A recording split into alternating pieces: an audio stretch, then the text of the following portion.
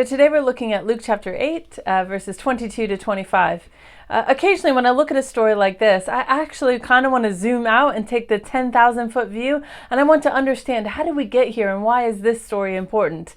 And so actually today what I want to do is take you all the way back to Luke chapter 1 and remind you, why did Dr. Luke sit down to write this account? He tells us that he's sitting down to write an orderly account after a careful investigation because he wants to provide this to his friend Theophilus. He wants his friend to be certain of what he's already been taught. That means that Theophilus must have already known some things about Jesus. Perhaps he thought that Jesus was extraordinary. Maybe he thought that Jesus was intriguing or scandalizing. Perhaps Theophilus had been taught that Jesus was the Messiah, that he was the Son of God, and he was weighing whether or not these things were true.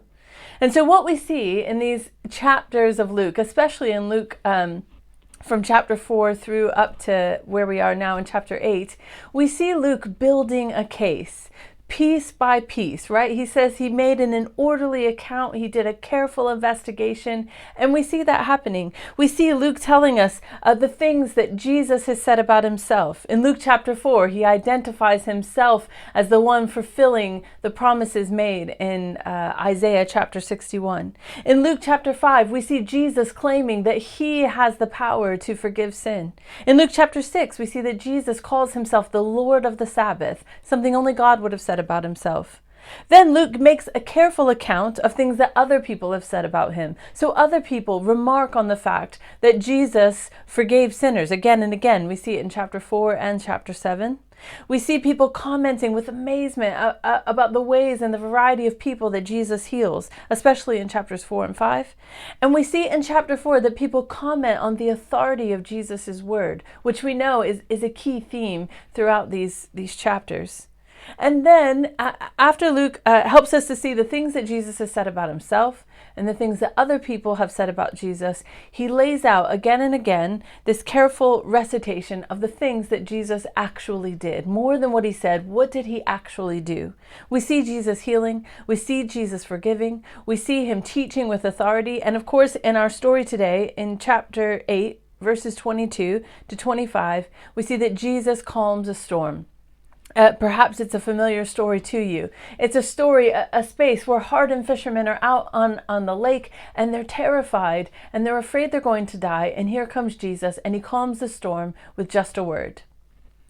Again and again and again, throughout all of these careful accounting from Luke, he tells Theophilus and us over and over again that Jesus does things that only God can do.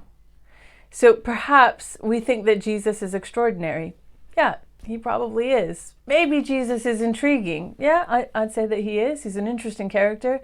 Perhaps we're even scandalized by the way that Jesus lived and talked and the things that he did. And I'd say that that's fair.